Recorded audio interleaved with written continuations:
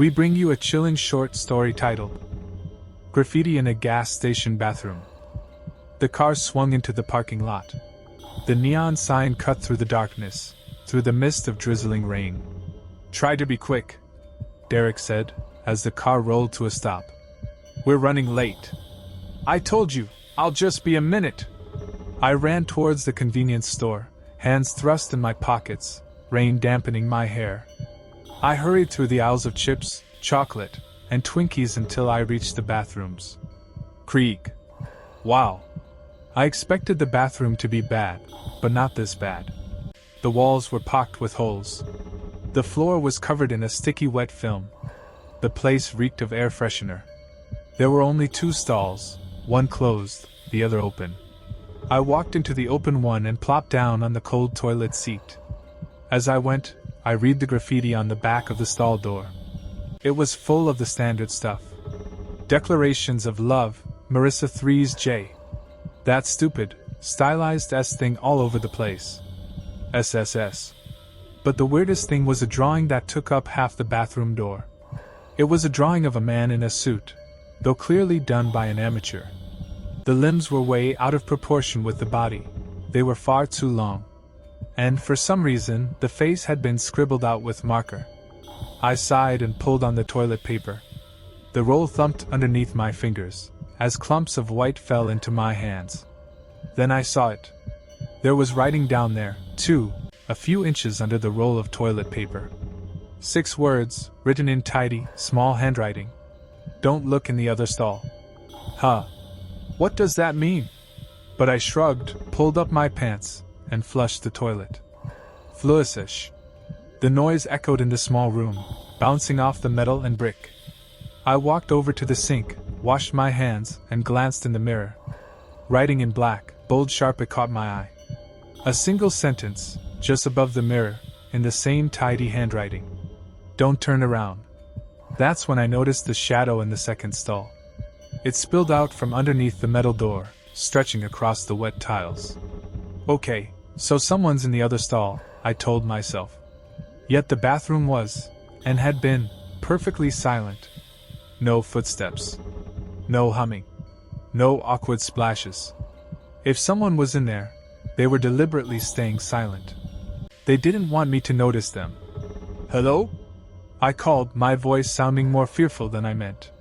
No reply. There was only one way to find out if someone was there. I crouched down, inhaling breaths of stale piss, peering underneath the door. The edge of the toilet came into view, grime crusted on where it met the floor. Then the curve of the toilet bowl, white and glistening in the fluorescent lights. Then the edge of the toilet seat. Then... Shit! I jumped back, nearly toppling onto the sticky ground. Way at the back of the stall, up against the wall, were 2 feet. Clad in men's black dress shoes. I whipped around. I ran over to the door and yanked the handle. It didn't move. "What the fuck?"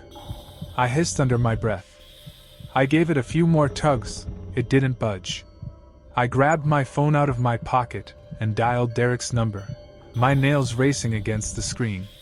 "Derek? Derek, I'm locked in the bathroom." Footsteps sounded from the closed stall. The shadows shifted. "What are you talking about, Amber? I can't get out of the bathroom. Someone's locked me in here." The slam of a car door came over the line. Derek's ragged breathing filled the earpiece, with the thumps of his hurried footsteps. "Okay, I'm coming to get you. Don't freak out, the door probably just got stuck." He stopped. "Derek? The store, it's locked. Bang on the door until someone opens it." His fist pounded through the door first, then through the earpiece a second later. "No one's coming. I'm not sure anyone's in there," he panted. SHHHHHHHHWWWWP. Click. I whipped around. The sound of a lock disengaging.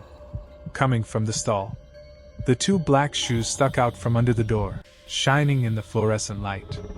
"There's someone in the bathroom with me!" I shouted into the phone. Pause. "Amber, are you serious?" His knocking grew louder, more frenzied. I yanked on the handle with all my strength. That's when I noticed another bit of graffiti. A short paragraph, in different handwriting, etched right above the handle. The first letter of each sentence was drawn over with marker, to make it bold. Right now, he's behind you under the door, you see his shadow. No, never let this door close. Creak. I heard the stall door swing open behind me. Thump. TCK, thump. TCK. The clicking sound followed each step, the sound of his shoes unsticking from the tacky, grimy floor. The air shifted. The flowery smell of air freshener faded into the acrid smell of dust and decay. The room suddenly became hot and dry. Sweat beaded on my forehead. Don't turn around, don't turn around, don't turn around. The footsteps came to a stop a few feet behind me. Silence. Then, SPH, SPH. The loud rustling of clothing. I felt the air shift over my neck. I closed my eyes tight, utterly paralyzed. Don't turn around, don't turn, click. The bathroom door swung open. Derek. He grabbed my arm and pulled me into the blinding light of the store. He didn't let go of me until we were in the car, driving as fast as we could away from that place. After 20 minutes of stunned silence, as the dark scenery whipped by on the highway, I finally spoke. When you opened the door, what did you see? What do you mean? Did you see anyone in there with me? No. The bathroom was empty. But I mean, I didn't see him, Amber. He snapped back. And the door wasn't locked. It was just stuck. We fell into awkward silence. I stared out at the hills and pine trees whipping by in the dark. And as I watched, I realized something. I never told Derek it was a man in there with me. In the days since then, Derek has been acting stranger and stranger. 2 days ago, I found him slumped against the toilet, muttering to himself. The day before that, he was knocking on the bathroom door for 10 minutes, claiming the door was locked. And yesterday, I thought I glimpsed 2 black men's shoes sticking out from behind the shower curtain.